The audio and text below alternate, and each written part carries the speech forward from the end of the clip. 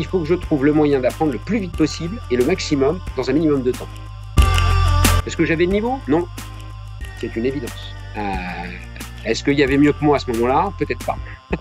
Bienvenue sur All You Need to Lead, le podcast des professionnels qui veulent une carrière épanouissante. Je suis Jafar Tabi, coach, cadre dirigeant et j'invite des leaders inspirants qui nous partagent leurs expériences pour propulser votre carrière et être heureux au travail. Mon premier invité est Arnaud Maury. Arnaud a dirigé plus de 15 000 personnes. Il est brillant, humble, généreux et sans langue de bois. Il nous partage son expérience d'un premier stage qui ne se passe pas comme prévu jusqu'à ses derniers postes de directeur général. Nous parlerons des facteurs clés du succès professionnel, d'équilibre pro-perso, d'intelligence artificielle et bien d'autres. Vous allez vous régaler.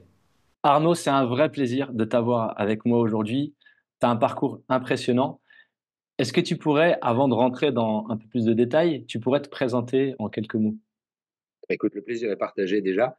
Je suis aujourd'hui le directeur général d'une structure qui s'appelle Munji, un groupe.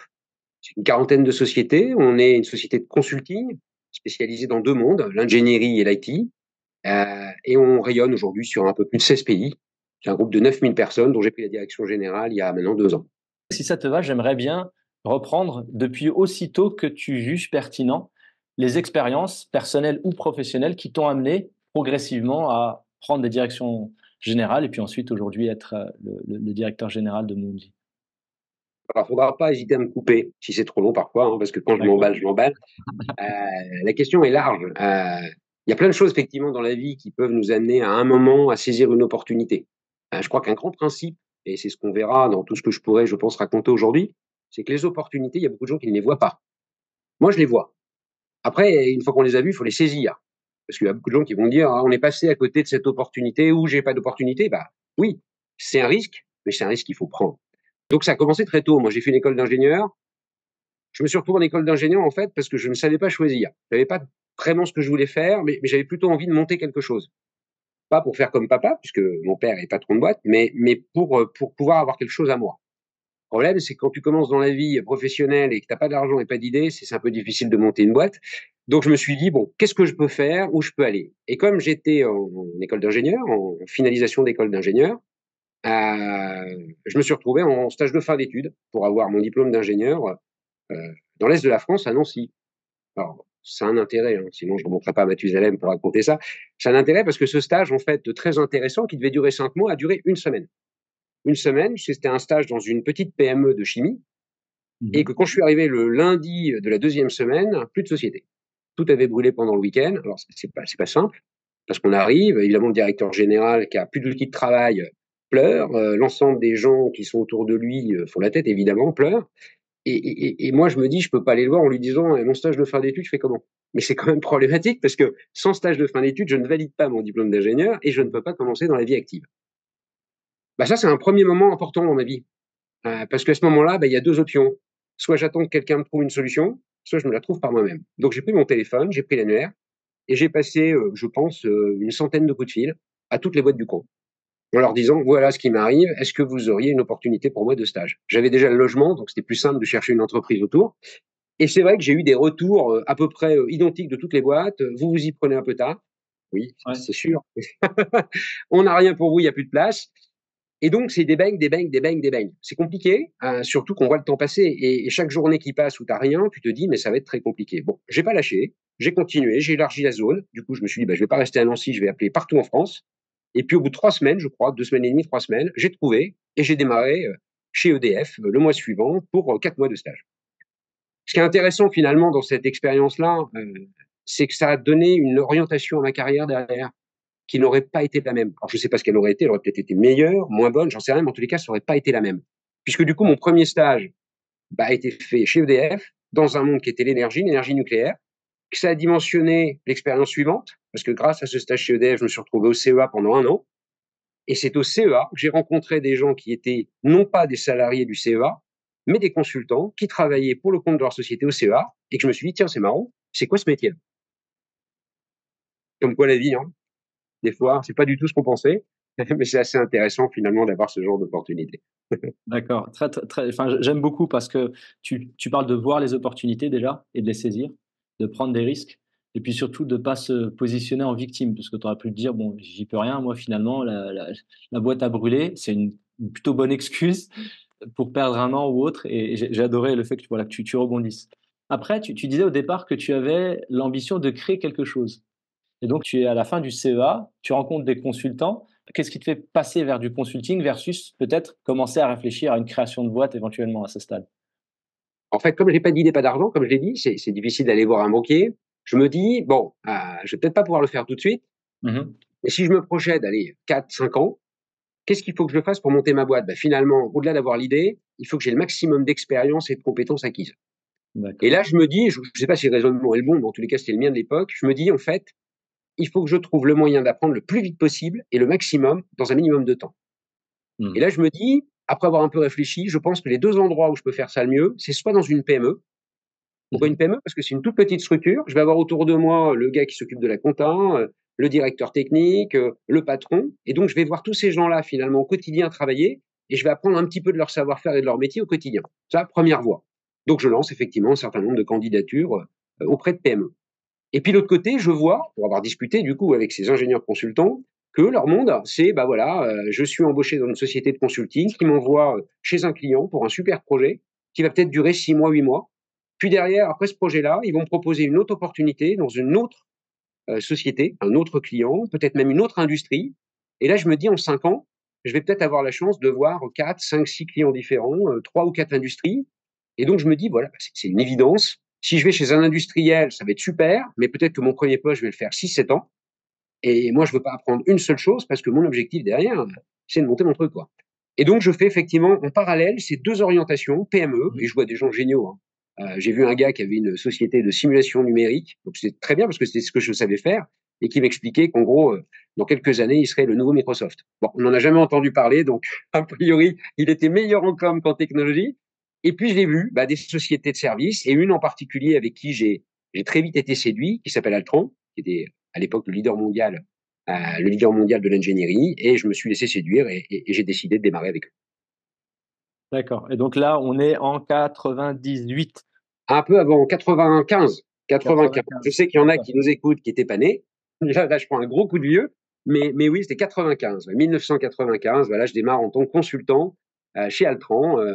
Quand j'ai signé mon contrat chez Altran, on m'a posé une dernière question au moment de signer. On m'a dit, voilà, si vous aviez le choix, qu'est-ce que vous aimeriez faire comme projet? Et moi, à l'époque, j'étais passionné de bagnole. Donc je dis, j'aimerais faire de l'automobile. J'aimerais travailler dans l'automobile. Il me dit, très bien. Et si vous aviez le choix encore un peu plus précisément, je dirais les moteurs automobiles. Je suis ingénieur énergéticien, donc moteur automobile. Alors là, vous me faites le plus beau des cadeaux. Et si vous aviez un projet de folie, de rêve, ce serait quoi? Et je dis, la Formule 1. Alors, moteur Formule 1, génial. Et puis je me reprends et je dis, de toute façon, Formule 1, je fais ce que vous voulez, même s'il faut passer le balai, je suis prêt à y aller. Et donc, quand je commence ma carrière de consultant, le premier projet dont on me parle, c'est un projet qui est du côté de Poitiers. Alors, comme j'ai fait mon école d'ingénieur à Poitiers, je connais un peu le coin, et il n'y a pas beaucoup d'automobiles à Poitiers. Puis on me dit, mais c'est pas vraiment à Poitiers, c'est une trentaine de kilomètres de Poitiers. Je dis, à 30 kilomètres, ça doit être Châtellerault, et Châtellerault, il y a Valeo. Et je me dis, voilà, je vais démarrer chez Valeo. Et là, on me dit, vous allez démarrer dans une centrale nucléaire, parce qu'elles sont rarement cœur de ville, évidemment, Mmh. pour EDF. Et je me dis, mais ça n'a rien à voir avec ce que j'avais dit. Et c'est Mmh. vrai, ça n'a rien à voir. Alors, une nouvelle fois, j'espérais démarrer dans l'automobile à Paris, et j'accepte de démarrer un premier projet dans une centrale nucléaire à côté de Poitiers. Mais heureusement que je l'ai pris, ce projet, parce que ça m'a permis de voir des choses géniales. J'ai vu que ce qui me plaisait le plus, c'était pas tellement la technique, c'était les contacts, c'était la capacité à aller plutôt vers du pilotage de projet. Et Mmh. si je l'avais dit, non, je vais rester sur mon idée de départ, c'est automobile, je veux faire que de l'automobile et de la simulation, une nouvelle fois, je sais pas où je serais. Par contre, ce qui est sûr, c'est qu'une nouvelle fois, cette opportunité-là, j'ai fait confiance, et j'ai bien fait de faire confiance, parce que ça m'a donné une nouvelle vision des choses, et ça m'a donné une nouvelle orientation sur ce que je voulais faire. Et puis d'un premier projet, j'ai eu un deuxième projet, puis un troisième projet. Et au bout du troisième projet, je savais pertinemment ce que je voulais faire, c'était piloter des activités. Et là, on m'a dit, mais est-ce que vous voudriez pas être ingénieur d'affaires? C'est-à-dire monter votre structure chez nous. Vous n'avez pas d'idée pour monter votre boîte? On a les idées pour vous. Vous n'avez pas d'argent? On a l'argent pour vous. Ça vous intéresse? Mmh. Évidemment que la réponse a été oui. Et j'ai pas eu à attendre 5 ans, puisque ça s'est produit en 96. Donc là, tu as pas vraiment de sens business à ce stade. Comment tu Non, fais pour, alors que tu es un ingé, alors avec ton parcours plutôt technique, on va dire, ou et tu as pas jusque-là développer des muscles qui te permettent de lancer un business ou de le développer. Comment tu as fait pour justement réussir dans ce premier step? Alors, j'ai pas réussi si bien que ça. En fait, je pense que ce qu'ils ont noté en moi, c'est pareil, c'est exactement pareil aujourd'hui quand je rencontre quelqu'un. Très rapidement, je vais me faire une idée de où je vois cette personne. Ça peut être une personne que je rencontre dans le cadre d'un entretien professionnel, mais ça peut être aussi quelqu'un qu'on va me présenter lors d'un repas, un ami d'un ami. Et ça m'est arrivé de dire à des amis d'amis que je ne connaissais pas, est-ce que ça t'intéresserait de faire mon métier? Est-ce que tu voudrais me rejoindre dans ma société? Parce que j'ai senti dans sa communication, sa façon de raconter ce qu'il vivait, sa façon de capter l'attention, sa façon de communiquer avec les gens, que c'est quelqu'un avec qui ça pouvait passer. Moi, je pense que ce qu'ils avaient décelé, c'était ça, une certaine capacité à communiquer, un sens assez aiguisé du contact humain. Mais j'avais rien d'autre comme compétence. Hein. C'est vrai que j'avais pas de compétences commerciales, j'en avais jamais fait. Je savais même pas si véritablement ça allait me plaire. Par contre, aller voir des clients, parler d'opportunités avec eux techniques, comme je suis ingénieur, ça super. Essayer de préparer la suite avec eux, trouver des idées, comment les accompagner, ça je trouvais ça super. Et donc j'ai démarré dans un marché très compliqué, qui était donc le marché des années fin 96, début 97. Bon, c'est un des marchés les plus difficiles que j'ai vécu en 30 ans, et c'est comme ça que j'ai commencé. Donc autant dire que c'était très très dur. On allait voir des clients qui étaient ravis de nous voir, mais qui n'avaient pas d'argent. Donc tu as beau être bon commercial, quand la personne n'a pas d'argent, tu vas pas être meilleur que les autres, de toute façon, elle n'a pas d'argent. Donc ça a été très dur, mais une nouvelle fois, l'adversité, hein, quand on tient, c'est la meilleure expérience de vie. On profite beaucoup plus des succès quand ça a été dur avant. Quand on a tout réussi sans difficulté, on se rend pas compte que dire ce qu'on a fait, c'est super. Et quand on a vécu une première année très dure comme j'ai vécu, alors j'ai fait quand même du business, mais encore une fois, je me suis dit, non, si c'est cette énergie qu'il faut mettre, s'il faut bosser comme un malade, s'il faut prendre des noms toutes les 5 minutes pour réussir, ça va être dur. Et puis après, je dirais le marché a complètement changé. 98-2001, c'est un marché qui est à peu près l'opposé. Là, c'est des années folles, j'allais dire. Là, je crois que c'est le meilleur marché que j'ai connu sur les 30 dernières années, puisque 98, 99, 2000, jusqu'on va dire septembre 2001, les deux tours à New York, c'est un marché hyper dynamique. Et donc, du coup, le métier, avec l'exigence que j'avais mise sur une année difficile, est devenu d'une facilité déconcertante, bien meilleure finalement dans l'absolu que ce que j'avais connu, mais surtout, en relatif, on était beaucoup plus performant que les autres parce qu'on avait la mer tellement haut. Hein, on s'est entraîné pour les JO. Le jour où les JO arrivent, on est meilleur que celui qui s'est entraîné pour les départementales. Donc forcément, cette année 98 a été révélatrice de beaucoup de choses.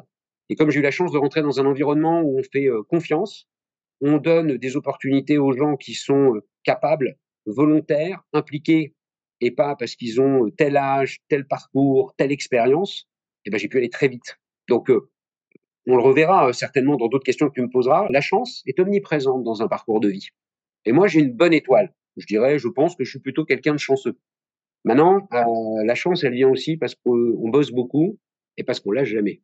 Hein, donc la chance, c'est bien, mais on peut aussi un peu la provoquer, cette chance. Et c'est ce qui s'est produit dans ces périodes-là où finalement, là, il y a une accélération extraordinaire puisque entre 98, où j'avais une équipe d'une cinquantaine de personnes, que des ingénieurs, on n'avait que des ingénieurs dans nos équipes.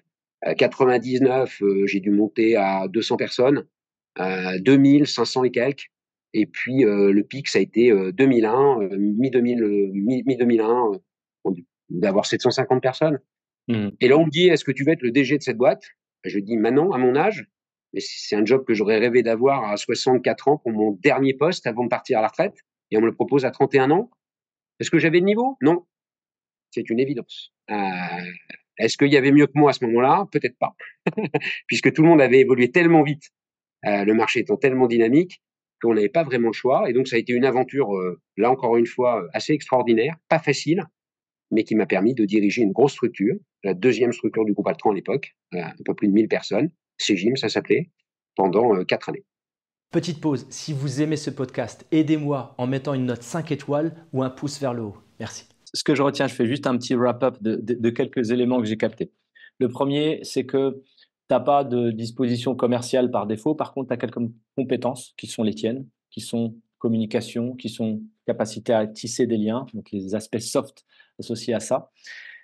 Tu galères un peu parce que l'environnement n'est pas favorable et tu estimes que c'est très bénéfique parce que c'est comme ça qu'on se muscle le plus, donc l'adversité qui est une belle école. tu es chanceux et je rajouterais que peut-être que ce que toi tu appelles chanceux, c'est ce que les autres appellent du travail, beaucoup de préparation et l'awareness que des opportunités se présentent pour pouvoir les prendre. Et donc tu te retrouves à un moment donné à ne pas te sentir encore prêt parce qu'effectivement 31 ans c'est très jeune. De l'autre Mmh. côté, tu es la meilleure option available ou perceived as best option et tu te retrouves donc à diriger des équipes qui sont très grandes. Comment tu fais alors que quelques années auparavant, tu manageais pas grand monde? Quand je dis pas grand monde, quand tu gères 50 personnes, tu les connais tous, normalement. Et quand tu arrives sur, des centaines et moi, j'ai trouvé un cap autour de 200, tu vois? 200, 300. Au-delà de ça, tu es plus dans la même relation humaine. Qu'est-ce qui a été différent et comment tu as pu t'adapter? Alors déjà, c'est une vue de l'esprit quand on dit, c'est vrai qu'un directeur général, il manage pas 1000 personnes. Il manage son premier niveau. Donc en fait, c'est toujours des équipes restreintes qu'on manage, mais c'est des équipes qui elles-mêmes vont manager d'autres équipes, qui vont manager d'autres équipes. Et si globalement, l'orientation que tu donnes, la capacité à emmener les gens, à leur montrer où tu veux aller, se tromper, c'est normal, hein. Il y a pas de débat et on peut se tromper à 64 ans, comme on peut se tromper à 30 ans ou à 25 ans. Ce qui est important en revanche, c'est d'essayer de tracer une route, de dire aux gens: «Voilà où je veux aller, pourquoi je veux y aller et comment je vais y aller». Parce que, bah, déjà, ça donne du sens à ce qu'on fait et puis surtout, ça te permet d'emmener tes premiers relais, qui eux-mêmes vont avoir les moyens d'emmener leurs premiers relais. Et c'est comme ça qu'en démultiplication, on arrive à faire bouger une structure importante de plus de 1000 personnes. Mais évidemment, mon travail, c'était pas de manager 1000 personnes, ça c'est impossible, inconcevable. C'était d'en manager une dizaine, une quinzaine, qui sont aussi bien des relais commerciaux, des relais financiers, des relais managériaux, des relais techniques, pour pouvoir effectivement faire avancer la structure comme on veut. Donc on apprend. Je dirais encore une fois, on peut pas gagner en 6 mois une expérience de 5 ans ou de 10 ans. Donc, tu sais que de toute façon, tu as pas le choix, tu as ce que tu as en bagage et tu essayes d'utiliser peut-être tes plus grandes forces. Ça, c'est quelque chose que j'ai toujours mis en avant dans mon parcours. Quand les gens viennent me voir pour une formation, souvent ils viennent me voir en disant voilà, je suis très bon dans un domaine et je suis pas très bon, voire mauvais dans un autre domaine. J'aimerais une formation dans ce domaine où je suis mauvais. Et je leur dis ça va t'apporter quoi? Tu vas passer de très mauvais à mauvais ou de mauvais à passablement mauvais. Finalement, tu vas pas apporter grand chose, ni à toi ni à moi. Par contre, si tu veux investir sur toi, investis plutôt sur quelque chose où tu es bon pour devenir excellent. Parce que c'est là où tu vas faire la différence. Tu es bon commercial, alors reprenons une formation en commerce pour que tu deviennes un excellent commercial. Si tu es excellent dans quelque chose, eh ben c'est là que tu vas pouvoir tirer le maximum de ton investissement et de tes formations. Donc voilà, donc j'ai utilisé ce que je savais mieux le faire, les talents, en tous les cas qu'on me reconnaissait, et puis j'ai mis de côté tout ce sur lequel j'étais pas encore prêt, et puis que j'ai acquis, on va dire, en partie au cours des années. D'accord. Est-ce que tu as en tête une galère, une difficulté, quelque chose qui a été peut-être difficile au départ, et ensuite tu as pu justement, te développer, te muscler? S'il y a des choses qui te viennent comme ça? Alors c'est difficile comme question parce que des galères, une, c'est plutôt comment je vais en choisir une parmi toutes les galères que j'ai eues, parce que des galères, ouais, j'en ai eu plein et j'en ai eu plein à tous les niveaux de ma carrière. En 2019, j'ai pris une cyberattaque monstrueuse où on me dit bon, on fait quoi? On n'a plus de moyens de communication, on n'a même plus le moyen de faire un contrat de travail puisque toutes nos imprimantes sont réseau. Donc j'ai envoyé 2 personnes acheter une dizaine d'imprimantes Bubblejet à la Fnac pour faire des contrats de travail. Et là, tu te dis mais comment c'est possible? Ça, c'est une grosse galère.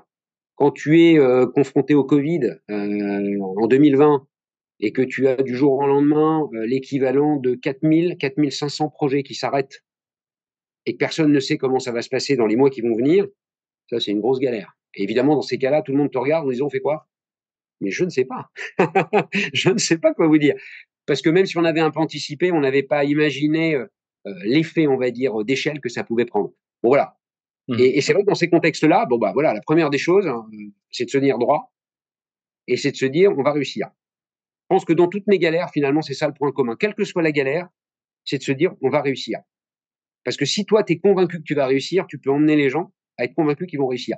Si toi, tu as un doute, ça se voit. Ça se voit dans ton œil, ça se voit dans ta communication. Alors, on a le droit d'avoir des doutes, mais j'essaie de les avoir le moins longtemps possible et puis de me concentrer sur les solutions. On ne sait pas si la solution qu'on a trouvée va marcher, mais au moins, on a quelque chose à dérouler. Donc, on réfléchit, on met en place un plan et on déroule. Et on voit après si ça fonctionne. Et on va dire, dans la grande majorité des cas que j'ai pu voir, ça a fonctionné. Mais pas toujours, hein. Malheureusement, pas toujours. Mmh.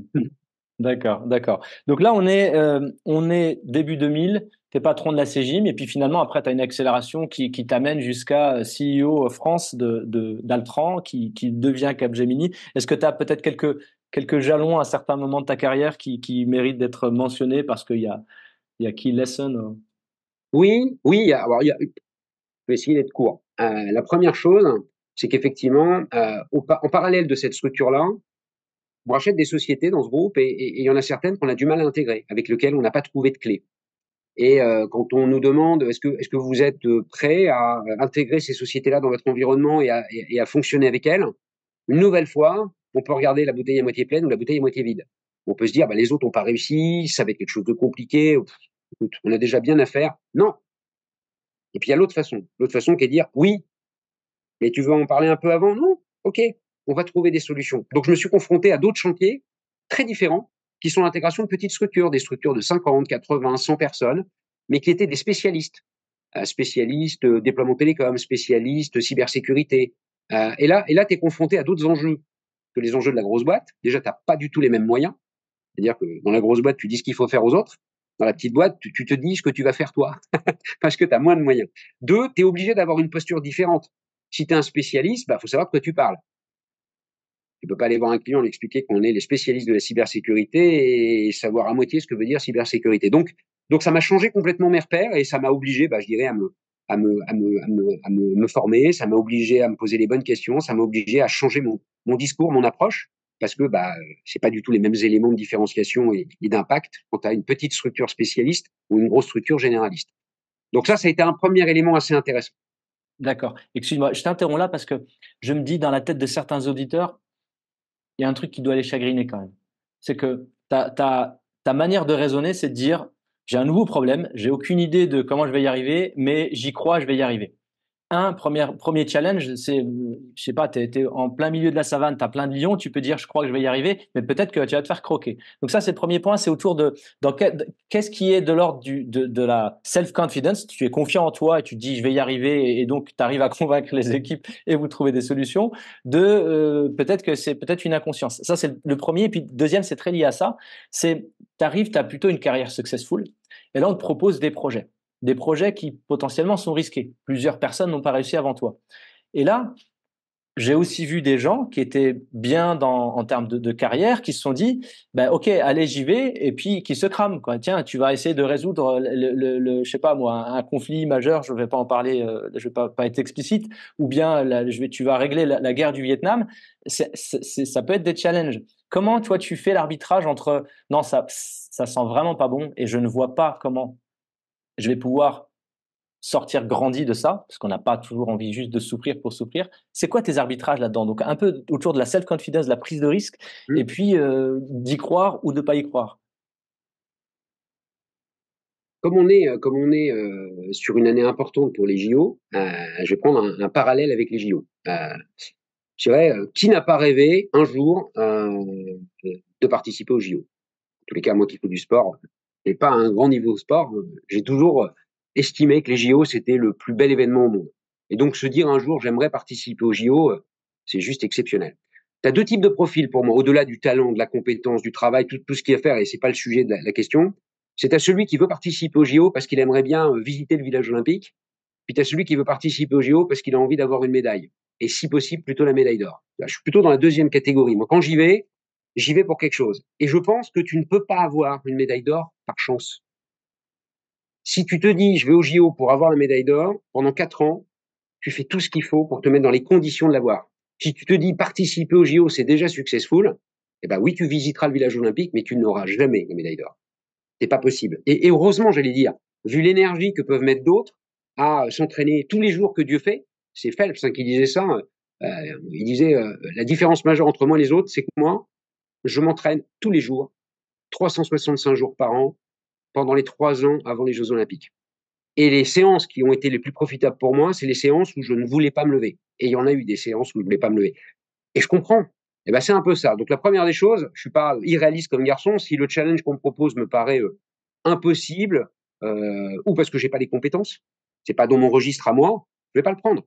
Je dis pas que je prends tout en me disant j'ai le talent pour faire. Non, je prends pas. Par contre, il y a beaucoup de challenges qui sont en fait des challenges d'apparence difficile, et souvent même difficile plus que d'apparence, et que les gens ne veulent pas. Mais finalement, c'est là où tu as les meilleures chances de montrer ce que tu vaux. Si tu fais la même chose que les autres sur des domaines qui sont maîtrisés par plein de gens, tu fais pas la différence. Si tu prends par contre des chantiers, des challenges qui sont plus difficiles, que les autres ont refusé ou n'ont pas réussi, et que tu les réussis, là, tu fais la différence. Et là, on a quelqu'un qui a ça. Donc oui, il y a une part de risque, mais finalement, tu te plantes quand les autres se sont déjà plantés, ton risque est minime. Tu te diras, je me suis planté comme les autres. Par contre, si tu réussis, le gain est très intéressant. Comme le loto. Tu mets 1 euro, tu n'as pas grand risque, mais tu peux gagner le jackpot. Tu as toutes les chances de ne pas le gagner, mais tu peux le gagner. Ben moi, c'est pareil. Quand les opportunités se présentent, si je pense que je peux, par mes compétences et mon investissement, réussir le challenge, j'ai plutôt tendance à prendre et à pas trop regarder quelles seraient toutes les contraintes qu'il y a autour qui pourraient me dissuader. Parce que si tu réfléchis trop, tu vas pas. Tu vas pas. Super, super. Je suis complètement aligné avec toi et mes plus grosses poussées de croissance d'un point de vue professionnel ont été à la suite de challenges qui étaient bien plus gros que moi, mais que j'ai dû, parce que je m'y étais lancé, essayer de surmonter. C'est le bon moment peut-être pour parler d'un point essentiel. Donc, tu as la niaque, tu veux la médaille d'or. Donc, tu es prêt à faire plein de choses. Mais Phelps, tu disais, il s'entraînait 365 jours. Comment tu trouves un équilibre? Alors, je ne sais pas si c'est le bon terme. En tout cas, comment tu manages la partie pro et la partie non pro dans cette phase où tu dois t'investir à fond professionnellement? Alors, la première partie de ma réponse, ça va être de te dire mal. Mal, parce que je pense que sur toute la première partie de ma carrière, je l'ai très mal géré, volontairement très mal géré, pour être précis. C'est-à-dire que je n'ai pas donné d'espace à cette partie personnelle, considérant que finalement le plus important dans ma vie, c'était mon engagement professionnel et ce que je voulais réaliser. J'ai eu une chance fantastique, c'est que j'ai trouvé mon épouse et que mon épouse a su s'adapter à ça. Il n'y a pas beaucoup de conjoints qui sont prêts à faire les sacrifices qu'elle a fait pour pouvoir me permettre de faire ça. Et ça, c'est hyper important de le dire. J'ai assez peu souvent l'occasion de lui dire, mais je sais que c'est une partie non négligeable de ma réussite. Que ce soit un homme ou une femme, on dit toujours, derrière un grand homme, il y a une femme fantastique. Derrière une grande femme, il y a aussi un homme fantastique. Bah, moi, j'ai eu cette chance de pouvoir construire avec effectivement quelqu'un qui m'épaule. Et j'ai eu cet équilibre personnel, une famille comblée, des enfants, etc. Parce qu'elle a su adapter aussi à ce moment-là le temps et l'énergie. À un moment, moi, j'avais pas beaucoup de temps et pas beaucoup d'énergie pour le perso. Après, j'ai évolué avec le temps, en considérant qu'effectivement, c'était important de réserver un espace pour ça, parce que tu le regrettes derrière. Il y a des choses que tu peux pas faire plus tard.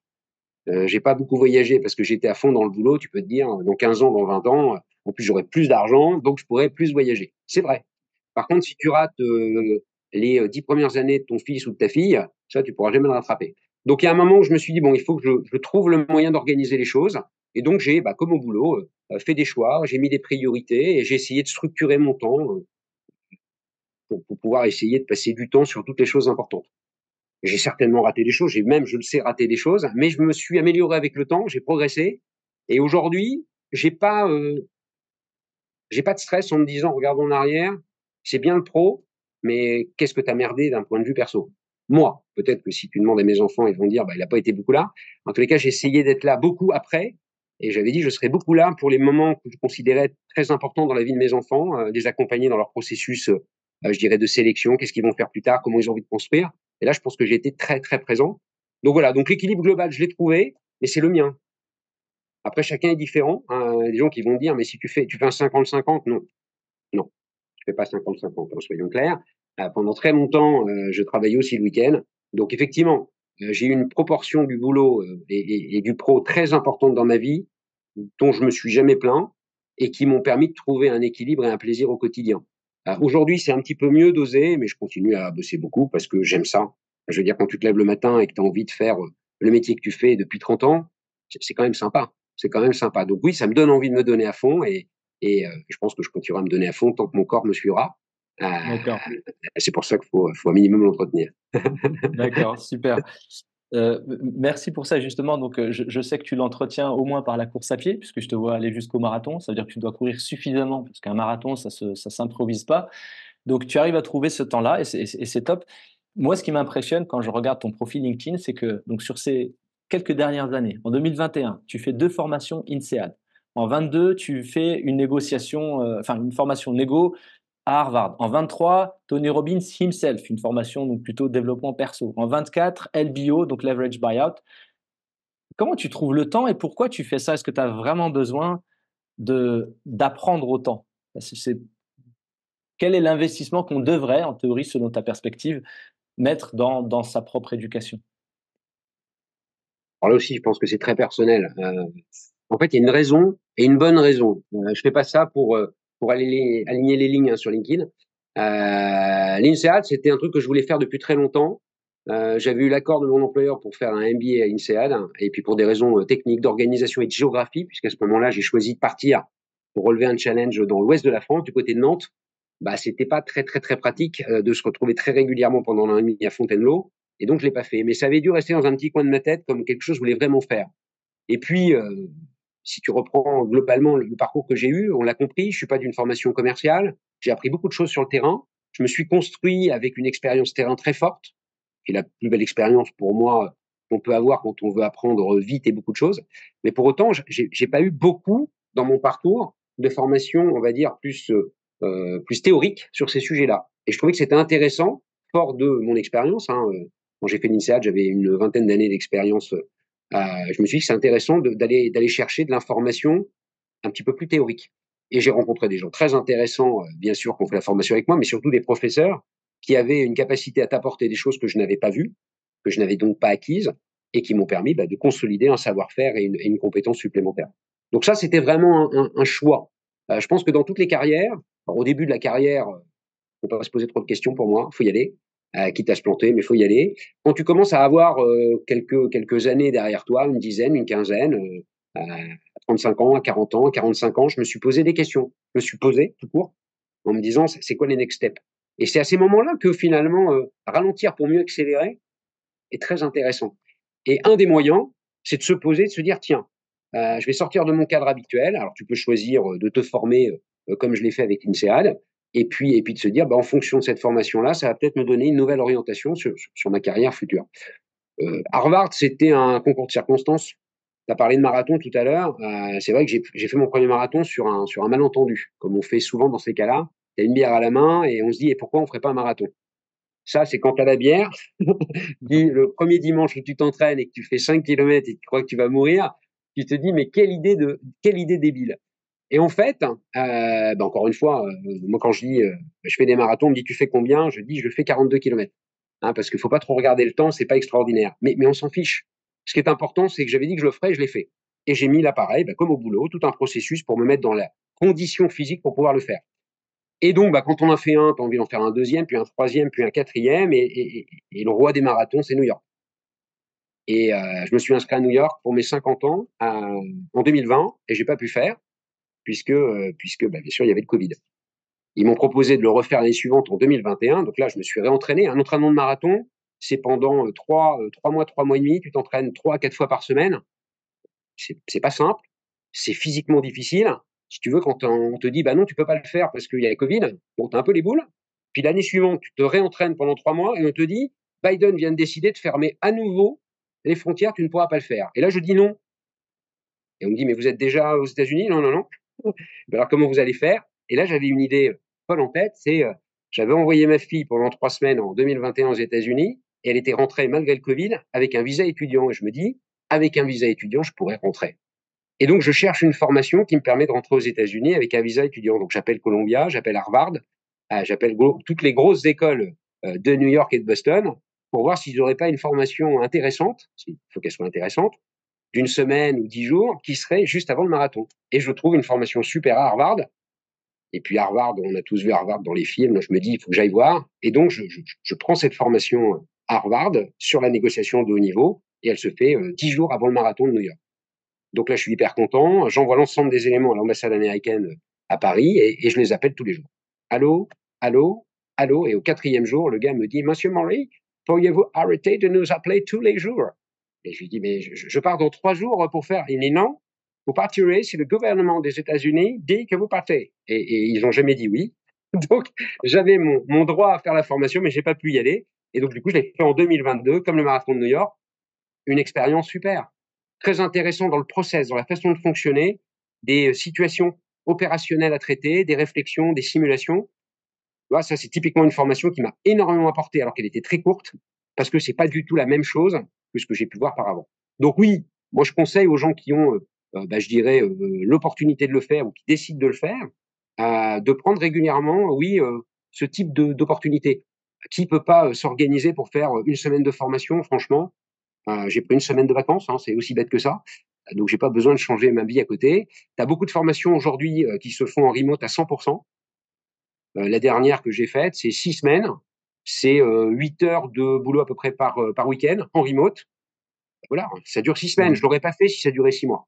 Mais 6 semaines, qui n'est pas capable de s'organiser pour 6 semaines? Donc vraiment, c'est d'abord une question de volonté, c'est une question d'intérêt. Et franchement, à chaque fois que j'ai fait ces formations, je suis ressorti avec de la valeur en plus, des choses intéressantes qui m'ont permis de mieux appréhender ou de mieux comprendre. Donc je conseille vraiment aux gens, alors peut-être une fois tous les ans, tous les 2 ans, tous les 3 ans. Encore une fois, il n'y a pas de, il y a pas de, il y a pas de contrainte, hein. Tu as donné beaucoup d'exemples, mais qui sont sur un espace-temps très court en fait. Les 4, 5 dernières années, si tu le mettais sur les 25 dernières années, tu aurais le même nombre de formations. Mais du coup, tu me dirais, t'en fais une tous les 6, 7 ans. Oui, mais je pense, tu vois, que si c'était à refaire, j'en aurais égrené quelques-unes plus tôt, parce que je D'accord. pense qu'on apprend beaucoup pour un investissement finalement qui est très très raisonnable, voire très court par rapport à ce que tu en tires. D'accord. Moi, il y a un truc que j'aime bien regarder et qui est un peu une analogie avec la gestion de projet. Quand tu as une gestion de projet, ce que tu veux regarder, c'est tes long lead time items, c'est-à-dire les éléments qui vont prendre beaucoup de temps. Et cela, tu veux t'assurer de les monitorer et notamment de les commencer aussitôt que nécessaire. Dans le développement d'une carrière, on a aussi certains éléments qui peuvent être des long lead time items. Par exemple, si tu es très limité en intelligence émotionnelle, que je sais pas moi, tu as un contrôle émotionnel très bas ou que tu as une très mauvaise capacité à gérer les conflits, tu sais que tu pourras pas aller bien loin si tu n'adresses pas ce point-là. Est-ce que toi, dans ton parcours, tu as identifié des long lead time items où tu t'es dit, ça, j'ai vraiment besoin de commencer à les travailler tôt, j'en ai peut-être pas besoin aujourd'hui, mais je vais en avoir besoin un peu plus tard. Non, j'ai pas dû être très bon sur cet axe-là. Ce que je me dis aujourd'hui, c'est qu'en fait, plus tu avances, quel que soit, je dirais, le parcours que tu as, plus tu as besoin de différentes compétences. C'est un peu comme si globalement, quand tu étais en cinquième, sixième, tu avais fait l'impasse sur l'orthographe, et puis tu te rends compte finalement quand tu arrives en terminale que c'est juste majeur. Et là, tu as tout un travail à faire pour rattraper ce niveau-là, parce que sinon ça va être limitatif. Moi, je savais qu'avec les ambitions que j'ai affichées dès le début sur monter une structure, quelle que soit cette taille, j'avais besoin d'avoir des compétences différentes. Des compétences pour comprendre ce que j'allais vendre, produits, Mhm. services, des compétences financières, parce que je dirais, c'est bien beau de dire que tu as monté ta boîte, faut t'assurer que tu aies les moyens de la faire vivre, hein. La notion de cash, la notion de finance, c'est des choses que j'ai jamais appris. Et donc, il y a quand même tout un tas d'items. Je savais qu'il fallait un moment que je les appréhende et que je les intègre. Mais j'ai pas tracé, je dirais, une courbe me disant, voilà, dans 1 an, dans 3 ans, dans 5 ans, dans 8 ans, il faudra que j'ai ces compétences-là. Et vu le niveau, je dirais, qu'il va me falloir pour avoir ces compétences-là, je vais m'y mettre tout de suite. Ça, non, j'ai jamais raisonné comme ça. Mhm. Je l'ai fait plutôt de façon opportuniste. Quand j'ai pris conscience que certaines compétences étaient nécessaires, l'anglais, par exemple, tout le monde, globalement, parle anglais. Tout le monde se met dans une dynamique de regarder quelques séries en anglais, quelques films en anglais pour pas trop perdre. Mais souvent, ce qu'on fait, c'est pas trop perdre. Or, au moment où tu en auras besoin, c'est pas trop perdre qu'il te faut, c'est avoir la capacité à se débrouiller. Donc, voilà, tu peux te dire, je vais me faire, en plus de tout ce qu'on fait la semaine, le week-end, je vais aussi me prendre des cours d'anglais. Bon, donc moi, j'ai essayé de trouver quelque chose de ludique, tu vois, sur l'anglais, notamment, je lisais les séries ou les films, j'adore. Ça me pose aucun problème de regarder. Je préfère même les regarder en version originale. Je regarde beaucoup de TEDx quand je mange quelque chose rapidement à midi, que je suis tout seul, que je suis pas en déplacement. Je vais regarder un TEDx pendant 15 minutes et au moins, j'apprends sur un sujet qui m'intéresse et j'écoute de l'anglais. Voilà, c'est le genre de choses qui ne demandent vraiment pas beaucoup d'efforts, mais qui font partie intégrante. Donc ça c'est peut-être le seul exemple que j'ai qui me vient par rapport à ta question, c'est que ça fait longtemps que je sais qu'un jour, vraiment bien me débrouiller en anglais sera important pour pouvoir bien faire passer les messages. Je l'ai dit au début, il y a 16 pays aujourd'hui chez Muji. Quand j'interviens en Italie, quand j'interviens en Espagne, quand j'interviens en Allemagne, mon propos va rester le même, mais la manière de le faire passer, la manière de présenter les choses va être différente, parce que les cultures sont différentes. Et puis, si tu as une limitation forte au niveau de la langue, c'est embêtant. Je parle beaucoup avec les mains, donc normalement, ça pose pas de problème, ils comprennent bien. J'essaye de m'appuyer sur un background avec des slides et autres pour qu'encore une fois, mes messages passent bien. Mais bon, si tu butes sur chaque mot et que tu peux pas faire une phrase, c'est compliqué. Je préfère faire des phrases et être dynamique, quitte à faire des fautes. Mais voilà. Ça, c'est pour moi les choses qu'il faut travailler sur le moyen long terme, parce qu'il y a un moment où ça devient un fondamental et ça te limite énormément en termes d'opportunités de carrière si tu l'as pas. D'accord. Super. Peut-être une dernière question autour de la fin de ton parcours, puis j'aimerais bien ensuite qu'on shift sur peut-être d'autres sujets. Tu arrives donc à un moment donné, tu te retrouves à gérer plus de 15 000 personnes. Donc je ne sais pas si ça a un effet de dimension ou pas, mais ton équipe, ton premier râteau, c'est des gens qui sont, je ne sais pas le dire, mais en tout cas moi j'ai managé des gens qui étaient bien plus brillants que moi. À un moment donné, tu arrives sur des postes tellement seniors que quelque part, tu pourrais même te demander qui devrait être le chef, et cetera. Enfin, comment tu gères finalement une équipe de gens peut-être parfois aussi talentueux que toi, parfois aussi ambitieux que toi? Est-ce que tu as des recos ou des expériences en restant générique, sans naturellement que les gens se reconnaissent, mais Alors, je voudrais parler de Gérard. C'est compliqué comme question. Ce qui est sûr, c'est que oui, c'est une évidence. Bien s'entourer est fondamental. Et j'ai toujours préféré m'entourer de très bons, voire meilleurs que moi, comme tu dis, parce que bah, ils vont me challenger au quotidien et ça va me tirer vers le haut. Et puis aussi parce que je considère que le talent qu'on recherche chez moi, c'est d'abord un talent d'être capable de trouver les meilleurs et de les faire évoluer. Parce que finalement, quand tu as quelqu'un qui est découvreur de talent et qui peut démultiplier, c'est mieux qu'avoir quelqu'un de super bon tout seul. Et dans tous les enjeux que j'ai eus sur les 20 dernières années, vu la taille des périmètres, tu es obligé d'avoir des gens de très haut niveau et de très grande confiance à tes côtés. Comme tu le disais, 15 000 personnes, ça se gère pas à trois. Hein. Donc, tu es obligé d'avoir des très bons, et puis ces très bons attirent des très bons. Donc, c'est de la même manière que sur les étages. C'est les très bons sont attirés par les très bons, par les gens qui vont les projeter. Notre ambition très importante, elle amène la société à grossir, à se développer, donc elle donne des opportunités.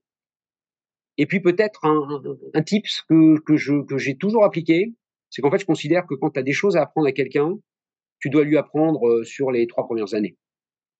Il va peut-être prendre 95% de ce que tu as à lui apprendre en 3 ans. Si tu restes son patron encore 2, 3 ans de plus, tu vas lui apprendre quoi 2% de plus de ce que tu sais. Ça fait pas beaucoup pour 3 ans. Donc en fait, je pense que bouger et être dans une dynamique de mobilité à l'intérieur d'un groupe, ce que j'ai fait pendant de nombreuses années, ça a été une façon intelligente de gérer le sujet que tu m'as demandé de traiter, qui est qu'est-ce que tu fais des gens plus brillants, plus ambitieux et qui pourraient à un moment vouloir ta place. C'est que je leur ai laissé. Mais je leur ai laissé parce que j'ai pu moi aussi, par les résultats qu'on a construits ensemble, obtenir d'autres choses. Et Mmh. donc, très régulièrement, j'ai bougé, géographiquement également, pour laisser la place. Quand j'étais sur Nantes, au bout de quelques années, j'ai laissé la place pour aller à Toulouse. Quand j'étais à Toulouse, au bout de quelques années, j'ai laissé la place pour remonter sur Paris. Parce que si tu donnes pas l'espace aux autres, et les très bons en l'occurrence, ils vont partir, ils vont bouger. Euh, et quand un patron part et que la boîte ne fonctionne plus, c'est de sa faute. C'est qu'il n'a pas mis en place les process qui allaient bien, les personnes qui allaient bien, et qu'il les a pas laissés à un moment prendre la suite. Donc ça, j'ai plutôt réussi à bien le faire, je pense, dans mon parcours. C'est ne pas rester trop longtemps pour laisser de la place aux autres. Et puis, les environnements dans lesquels j'ai été depuis le début de mon parcours, c'est des environnements très dynamiques. Donc c'est plus facile de donner des perspectives dans les environnements dynamiques que quand tu as un environnement qui ne bouge pas ou qui est en décroissance. Mmh. Si c'est 2 fois plus gros dans 5 ans, tu auras 2 fois plus d'opportunités. Donc les bons s'y retrouvent. Mmh. Si effectivement j'évolue dans des marchés très durs ou dans des sociétés qui n'évoluent pas, je pense que le management des équipes est beaucoup plus compliqué. Hein. Mmh. D'accord, Donc il n'y a pas de super. leçon dans mon propos, il y a une façon de gérer dans un contexte qui était le mien. Hein. Mmh. Tout ce que j'ai dit n'est pas forcément applicable partout, bon, c'est une évidence. Mais Mmh. je crois qu'à un moment, il faut savoir positivement tirer sa révérence et laisser la place aux autres, parce que c'est aussi ce qui va les motiver et ils vont se donner à fond pendant 2, 3, 4 ans parce qu'ils savent qu'il y a la perspective. Si tu dis mon patron ne bougera pas dans les 10 ans qui viennent, c'est humain de dire je vais aller voir ailleurs. Hein. D'accord. Et donc tu parlais d'équipe et de la nécessité d'avoir des gens brillants autour de toi. On n'apprend pas à l'école à recruter et je pense même que si on nous l'enseignait, on n'est pas assez mature professionnellement pour comprendre ce que ça veut réellement dire. Comment, toi, tu as développé ta capacité à recruter et est-ce que, hein, tu as des recommandations sur l'ensemble des managers qui doivent recruter les bonnes personnes, à pas se tromper ou autre? Est-ce que tu as des recos là-dessus, là, sur le J'ai un leitmotiv depuis le début qui est à peu près toujours le même. C'est qu'en fait, j'essaye de recruter des gens. Déjà, j'essaye de voir ce qu'ils ont en termes de compétences, de savoir, or à des choses qui sont nécessaires pour le métier que je vais leur donner à faire, que je pense pouvoir leur apprendre. En gros, si tu estimes par exemple que quelqu'un n'a pas de compétences, il va faire un métier de recrutement, parce que tu parles de recrutement, ça s'apprend le recrutement. Tu peux avoir des process, on va t'expliquer comment présenter l'entreprise, quel type de questions poser, pour pouvoir avoir le plus d'informations possible sur la personne et ensuite prendre la meilleure des décisions. Ça s'apprend. Mais il y a des choses que tu sais pas apprendre. Dans le métier de manager, par exemple, il y a 3 critères que je regarde quand je vois quelqu'un en processus de recrutement. Mon premier critère, c'est sa capacité à convaincre. Parce que c'est très compliqué. Tu peux avoir tout l'argumentaire du monde, tu peux avoir toute la compétence du monde et être absolument pas convaincant. De la même manière, quand tu es que convaincant, tu peux être assez vite chiant à écouter. Donc il faut une deuxième compétence pour moi qui est une capacité quelque part à séduire, tu vois, à donner envie. Ça aussi, c'est hyper compliqué à apprendre. Et la troisième chose que je regarde, c'est ce que j'appelle l'intelligence de situation, qui est pas l'intelligence tout court, mais qui est la capacité de rebond quasi instantanée, parce que ça se passe quasiment jamais comme tu l'as prévu. Et donc, si tu as prévu, tu déroules et que ça se passe pas comme tu veux et que tu dis, bah oui, mais ça aurait dû se passer comme ça, bah oui, mais ça se passe pas comme ça, là, c'est très compliqué. Bah, ça, c'est 3 compétences que je recherche dans mes processus de recrutement. Quand je vois des gens, je me dis, est-ce que cette personne, bah, elle me convainc? Est-ce que cette personne, elle me séduit? Elle me donne envie de bosser avec elle? Et est-ce que cette personne, quand on change de cadre, elle a une intelligence de situation? Si je trouve ces compétences-là, je suis à peu près certain qu'on réussira à faire des choses ensemble. Le reste, ça s'apprend. Je serai jamais bloqué par quelqu'un qui a 24 ans, qui a envie de monter une boîte en lui disant non, attends, on va attendre 10 ans, dans 10 ans, tu viens me voir. Ça me pose pas de problème. Je sais qu'il y aura un accompagnement peut-être plus fort, mais je vais utiliser ses atouts, sa jeunesse, son dynamisme, sa gouaille, tout ce qu'on veut, plutôt que de me dire il a pas ceci, il a pas cela. Donc voilà, c'est le conseil que je donne moi en recrutement pour répondre exactement à ta question, c'est chercher chez les gens ce qu'on pourra pas leur apprendre, parce que ce que je peux leur apprendre, c'est le principe, je leur apprendrai. Super, merci beaucoup, très très clair. J'aime beaucoup. On change de registre. Tu es patron d'une boîte et je me souviens quand j'étais jeune, j'avais la définition pour moi d'une boîte, c'était une entité morale qui est faite pour gagner de l'argent. Puis les choses ont évolué dans le bon sens, fort heureusement, et on se dit que maintenant, une société, ça a aussi un rôle social, a aussi un rôle social slash sociétal, et aussi une contribution à son environnement, à la planète, etc. Comment tu vois, toi, en tant que dirigeant, ton rôle là-dedans pour faire en sorte que les sociétés, Mounji aujourd'hui par exemple, aient ces contributions autres que financières? Alors c'est une question très intéressante, parce que c'est un sujet qu'on entend à peu près partout et que tu te dois d'aborder, que tu sois convaincu ou pas convaincu. Donc là, on parle de séduction, faut faire croire, si t'es pas convaincu, que tu l'es, parce que c'est de toute façon fondamental pour tout le monde. La bonne nouvelle, c'est que moi, je suis convaincu. Est-ce que pour autant, c'est facile à mettre en œuvre au niveau que tu voudrais? Pas toujours. Il y a quelque chose que j'ai trouvé hyper intéressant en 2021, c'est la Harvard Business Review qui a sorti une étude qui dit voilà, on veut que les dirigeants changent leur voix, leur façon de fonctionner sur ces sujets-là. Pour autant, ils sont jugés sur quoi, nos dirigeants?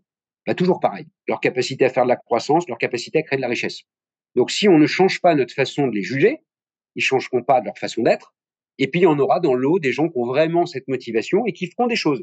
Mais si on veut changer les choses de façon globalisée, bah, il faut qu'on change notre approche.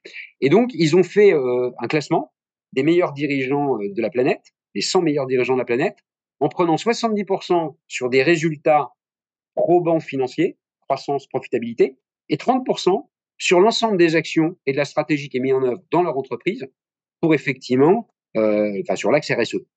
Et ça, je trouve que c'est hyper intéressant parce que quand ça deviendra quelque chose de beaucoup plus classique, ça changera beaucoup de choses.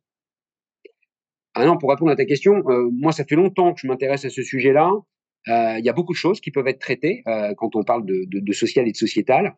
Si tu regardes les positions de l'ONU sur le sujet, c'est beaucoup, beaucoup de sujets. Je n'ai même plus le chiffre en tête tellement il est élevé. Je ne sais plus si c'est 17 ou 18. Donc, tu peux pas tout faire. Et en général, quand tu fais tout pas bien. Donc, à chaque fois, dans tous les environnements où j'ai été, petit environnement, plus grand environnement, groupe, j'ai essayé de prendre des sujets qui me parlaient et de me dire, on va plutôt insister sur ces sujets-là et on va essayer de montrer des choses. Donc, j'ai eu dans mon parcours des actions très spécifiques et assez volumiques en temps, en énergie dépensée autour de sujets comme le handicap. Je pense qu'effectivement, il y a beaucoup de choses qu'on voit pas et que quand on est capable de se structurer, de s'organiser pour faciliter la vie, c'est quand même vachement mieux. J'ai travaillé depuis pas mal de temps sur la place de la femme dans l'entreprise, en particulier à haut niveau. On sait qu'aujourd'hui, il y a une évolution très très forte qui dit que si tu n'as pas dans un comité de direction un taux de représentation féminin suffisant, dans 2025, en 2030, tu paieras une amende. Ok, c'est une manière de faire les choses. Moi, ma conviction, qu'il l'ai vécu depuis longtemps, c'est que quand tu as la chance, parce que c'est une chance, d'avoir des hommes et des femmes dans un comité de direction, les décisions que tu prends sont bien meilleures. Donc, je le fais pas, moi, parce que j'ai une peur d'amende, je le fais parce que je me dis, je serai meilleur et les résultats seront meilleurs. Il y a plein d'études là-dessus, mais sans études, je l'ai vu au quotidien, l'angle de vue, la façon de penser est différente. Ce serait pareil si j'étais à la tête d'une structure, d'un métier où il n'y avait que des femmes, je ferais la même chose pour y intégrer des hommes, pour avoir un autre avis qui va forcément, ensemble, nous permettre d'avoir des meilleurs résultats. Donc ça, c'est deux axes, on va dire, qui sont parlants, pour moi, importants, on va dire, sur l'aspect plutôt sociétal. Sur l'aspect environnemental, le dernier en date, c'est effectivement avec Munji. On a lancé effectivement une action autour du carbone et l'optimisation, effectivement, de notre démarche en ce sens-là nous a permis déjà de nous positionner l'année dernière, puisqu'on fait des études à peu près tous les 2-3 ans pour voir où on en est, comme on a progressé. Hein, c'est bien de dire qu'on va faire des choses, mais il faut suivre. On est déjà plutôt très bien positionné par rapport aux sociétés qui sont dans le même domaine que nous, le service, par rapport à ce qu'on est capable aujourd'hui d'afficher. Et on a une ambition qui est assez forte pour les 5 prochaines années, de continuer à réduire, réduire, réduire. Et on a une approche qui n'est pas une approche globalisée, on a une approche qui est individualisée. Si on veut avoir des gros résultats à la fin, il faut que chacun puisse effectivement être contributeur. C'est pas parce que je vais réduire certaines choses au niveau société que je vais obtenir les résultats que je veux. Non, il faut que chacun y mette du sien. Donc, on va toucher tous les axes alimentaires, on va toucher les axes de déplacement professionnel, on va toucher tous les axes possibles et imaginables pour effectivement avoir un impact carbone qui soit le plus faible possible en 2025 et 2028. Juste pour être sûr de comprendre, quand tu dis on n'a pas une approche globale, on a une approche individualisée, tu veux dire c'est que j'ai pas juste un nombre de tonnes de carbone, etc. C'est Exactement. j'ai un split par nature de contributeurs et sur chacune des natures, je demande des efforts. D'accord. Exactement. Et je pousse la communication à la faire par individu. Parce que tu pourrais être dans un contexte particulier de ne pas avoir d'enjeu. Tu vois, par exemple, si tu regardes les déplacements, qui sont l'un des 3 plus gros domaines d'impact, évidemment, sur le bilan carbone, si tu es à Paris, tu peux faire beaucoup de choses en disant, bah, vous prenez les transports en commun, vous prenez les Vélib, vous prenez, on va mettre une politique particulière au niveau des vélos, mais tu as surtout des métros dans tous les sens. Tu te retrouves dans une petite ville de province, tu peux avoir beaucoup d'ambition, il y a juste un moment où ça suit pas. Donc tu peux pas avoir les mêmes enjeux, tu peux pas avoir les mêmes déclaratifs. Donc on essaye d'avoir une approche évidemment qui est sur le fond une approche très volontariste, mais on essaye de prendre en compte, on va dire, la réalité de notre terrain et les enjeux de notre métier. Et ce comparatif que j'ai au quotidien sur tous les autres sujets, ma croissance, ma performance financière avec mes compétiteurs, je l'ai aussi sur ces sujets-là. Parce que on peut pas comparer deux sociétés qui sont dans des domaines qui sont à l'opposé sur leur performance.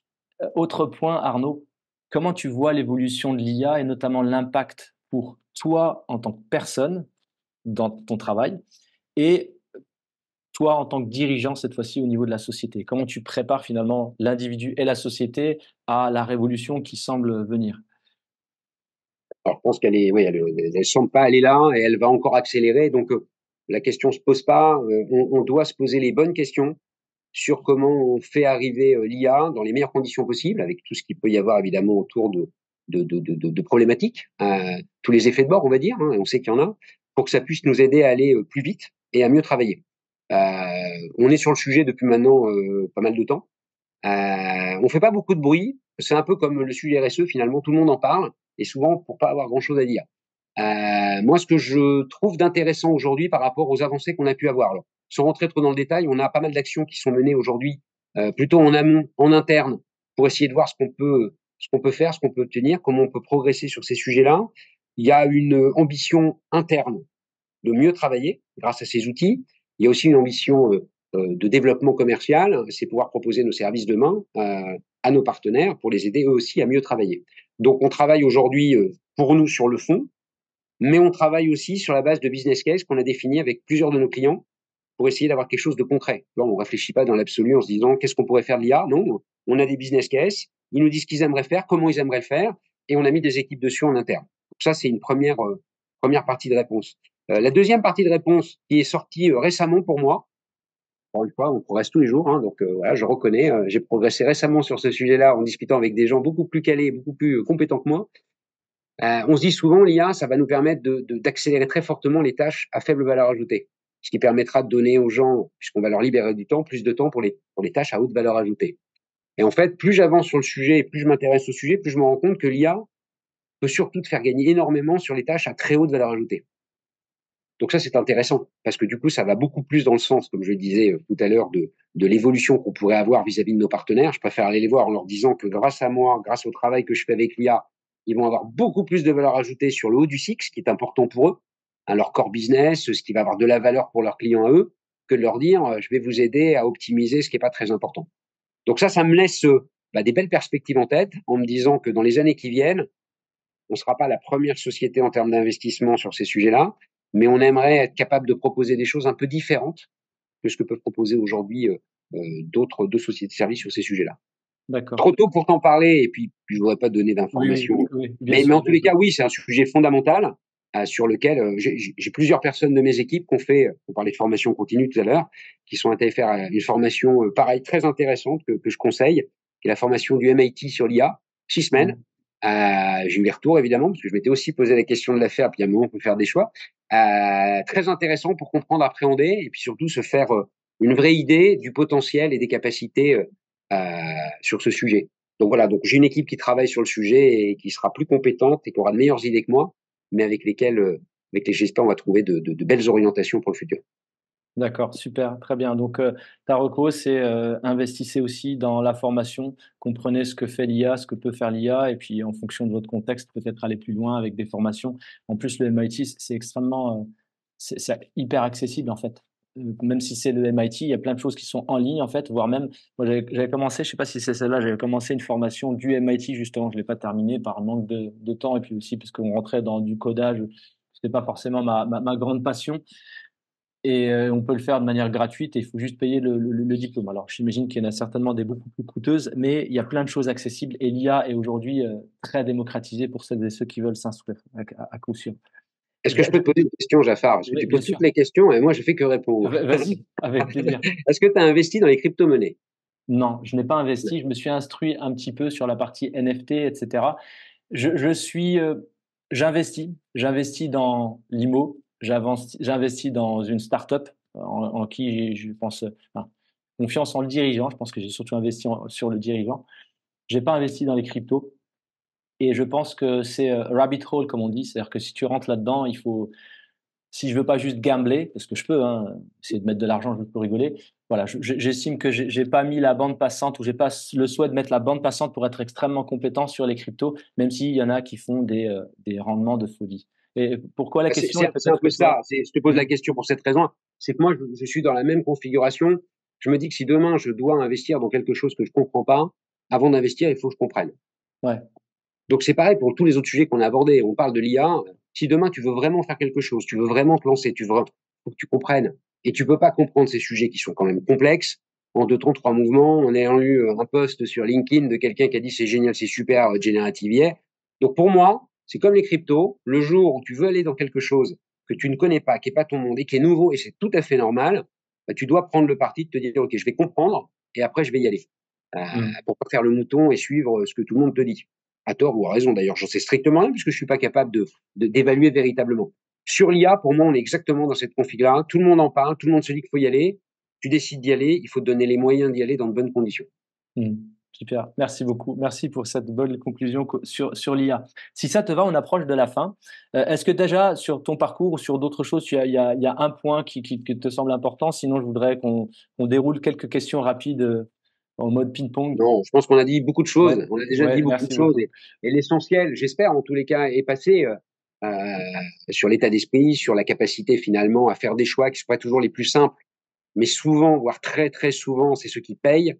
Et puis, faut avoir confiance en soi. Je crois que la clé de tout, c'est d'avoir une confiance en soi. On a le droit d'avoir des moments de blues, on a le droit d'avoir des moments un petit peu où ça descend, hein, ça m'arrive aussi. Mais quand on a confiance en soi, on peut faire de grandes choses. Donc, faut pas se limiter. Et forcément, je dirais, tu peux faire vraiment des choses que tu n'avais même pas imaginées au début. Super, merci beaucoup. Merci Arnaud. Quelques questions. Alors, tu as distillé déjà plein de choses qui sont extrêmement valuable, comme on dit, enfin, utiles pour nos auditeurs. Si tu avais un conseil à donner à quelqu'un qui débute dans sa carrière, ce serait quoi? Faut écouter son cœur, parce que ce qui fait qu'on a de belles opportunités, je crois, dans la vie, c'est quand on a la chance de tomber sur des gens qui vont t'aider et qui vont t'aider à te construire. Un mentor, on parle souvent de mentor, des gens, tiens, moi j'ai un mentor. Moi, j'ai commencé ma carrière avec un coup de cœur sur un dirigeant et c'est ce qui a donné les plus grandes orientations à ma carrière. Il y a quelqu'un en qui tu as confiance et qui te projette toujours plus haut, bah, c'est plus facile d'aller haut quand il y a personne qui te projette, à moins d'avoir un melon comme ça. Donc la première chose, c'est ça, c'est d'écouter son cœur, son ressenti, et de trouver des gens qui peuvent t'inspirer. Quand tu as un patron, alors au sens un N+1, quelqu'un qui t'emmène, un mentor, un coach, t'appelles ça comme tu veux, et que tu t'es pas gouré, je pense que tu peux faire une trajectoire de carrière assez exceptionnelle. Et le deuxième élément, bah, c'est oser, c'est l'audace. Faut Mmh. toujours oser. Si tu te limites, c'est dommage. Surtout quand tu es jeune. Je veux dire qu'à 40, 50, 60, 64 ans, 2 ans avant la retraite, tu te poses les bonnes questions en disant est-ce que maintenant je vais oser? Peut-être pas. Mais qu'est-ce que tu as à perdre quand tu as 24, 25, 26, 30? Rien. Donc faut oser. Oser dans tous les registres, hein, dans tous les registres. Prendre des fonctions, des rôles qui sont pas forcément ceux que tu avais imaginés, te retrouver dans des secteurs qui sont pas ceux que tu avais espérés, prendre une opportunité qui vient juste de passer, et tu te dis, tiens, j'y avais pas pensé, mais pourquoi pas? Et pas se dire, ah ben non, c'est pas ce que j'avais prévu. Et 9 fois sur 10, c'est le bon choix. Parce que finalement, c'est ce que tu en feras qui va compter. Parce que tu as décidé, c'est ce que tu vas faire. Et ça, je trouve que oui, pour quelqu'un qui démarre dans la vie active, c'est ça. Ou rejoindre quelqu'un qui va être le mentor, et puis oser des choses qui sortent du cadre. Super, merci beaucoup. Conseil maintenant de quelqu'un qui sera en milieu de carrière, tu vois, qui est finalement, il y a beaucoup de personnes qui sont au niveau manager ou directeur et qui ont un peu de mal peut-être à percer. C'est quoi tes recos là, pareil, en milieu de carrière, si tu en as? Ou une Si je peux pas reco? faire la même réponse, oser, je te dirais se poser pour réfléchir. Je pense que dans une carrière, moi qui ai toujours été à 3000%, de temps en temps, quand même, c'est bien de se poser 2 secondes. Parce que quand tu fais 3000% pendant 5 jours sur une semaine et que tu arrives le week-end, franchement, t'as pas envie de réfléchir à qu'est-ce que tu vas faire plus tard, ta carrière, tu as juste envie de souffler pour être au top le lundi suivant. Le problème, Mmh. c'est que le temps passe tellement vite que tu peux avoir le sentiment d'avoir fait une pause de 3 mois, et en fait, c'était une pause de 3 ans. Tellement on court partout. Donc là, la reco, c'est parfois, il faut savoir ralentir pour mieux accélérer ensuite. Et il faut savoir, alors que ce soit au travers de formations, comme on l'a dit, ou juste discuter avec des gens, rencontrer des gens qui vont te parler, bah, comme on le fait là, de leur parcours, qui vont te donner une autre vision des choses, qui vont te donner le sentiment, tiens, tu pourrais prendre une autre voie. Et si tu restes tout seul dans ton coin, tu n'as aucune chance. Hein. On n'a pas des idées géniales tout seul. Moi, j'ai Mmh. pris beaucoup dans ma carrière d'idées, de réflexions, de gens que j'ai rencontrés. Donc ouais, le conseil que je fais, c'est rencontrer des gens, discuter avec des gens et se mettre dans la position où de temps en temps, oui, on se pose, on réfléchit, on se dit est-ce que je suis la bonne trajectoire ou est-ce qu'il faut que je change? Et Mmh. si on se dit ouais, mais ça risque d'être compliqué, c'est que c'est la bonne décision. Si ça paraît trop facile, c'est que c'est pas la bonne réponse. Si c'est compliqué, c'est la bonne décision. Merci. Une citation? Celle que j'aime beaucoup, qui est sur notre site d'ailleurs internet, c'est quand tu oses, tu te trompes souvent. Quand tu n'oses pas, tu te trompes toujours. Et je trouve que ça va bien dans le thème qu'on a évoqué Mmh. depuis tout à l'heure. Est-ce que tu as une personne que tu recommandes qui puisse inspirer d'autres? Alors moi, dans les personnages, je dirais, tu sais, des fois tu te dis tiens, si je pouvais faire un repas avec quelqu'un avec qui j'aimerais faire Mmh. le repas, je pense que je prendrais Churchill, heu, Ouais. pour plein de raisons. Mais une en particulier, c'est que quand tu vois un petit peu le parcours et la façon d'être, c'est je ne me rendrai jamais. C'est-à-dire que quelle que soit l'adversité, la difficulté, tu sais qu'il sera là et qu'il se battra jusqu'au bout. Donc ça, j'aime bien, évidemment, par rapport Mmh. à tout ce qu'on a pu se dire aujourd'hui, j'aime bien. Après, ça sera certainement un petit peu polémique. Il y en a un autre que je trouve intéressant pour illustrer un peu tout ce qu'on a dit, c'est Elon Musk. Pas sur les dernières acquisitions qu'il a Mmh. faites, Twitter et autres, mais plutôt quand il a décidé de monter SpaceX. Je l'ai utilisé il y a pas très très longtemps comme exemple parce que je trouve ça assez dingue. C'est quelqu'un qui arrive d'un monde qui n'a rien à voir, qui décide de se lancer certainement sur un des marchés les plus compliqués, où tu as des sociétés qui existent depuis très très nombreuses années, dont les clients sont les États, et tu dis moi je vais me positionner là-dessus. Et il est invité à un premier salon, je crois que c'était en 2005 ou 2006. On lui donne l'opportunité de monter sur Estrade et il dit voilà, bonjour, je me présente, je suis Elon Musk, je suis le CEO de SpaceX, et dans 5 ans, vous êtes tous morts. Alors, bon, c'est un état d'esprit particulier en termes de com, mais sur le fond, il arrive sur un marché qu'il ne connaît pas et il arrive 10 ans après à être le numéro un en ayant fait des lanceurs qui coûtent 30% moins cher et il prend l'ensemble du marché commercial. Et comme il fait ça bien, il fait ça de la main droite, puisque de la main gauche, il fait globalement la même chose avec Tesla. Ça, je trouve que c'est un exemple assez extraordinaire de quand on dit qu'on peut tout faire. Il a plein de talents, hein, vraisemblablement, je ne le connais pas personnellement, mais je me dis, ne serait-ce que d'y aller, c'est déjà un énorme talent. Pour dire, je vais faire ça, il faut oser, quoi. Super. Bon, merci beaucoup. Ouais, il y a plein de choses. C'est impressionnant si vous êtes intéressé par Elon. C'est impressionnant de regarder un peu sa biographie et ce qu'il a vécu et comment il a construit ses différents business. Euh, Si on veut te contacter, comment on peut le faire si tu souhaites déjà qu'on te contacte et si oui, quel est le canal qu'il faudrait privilégier? Bon, le plus simple, c'est LinkedIn.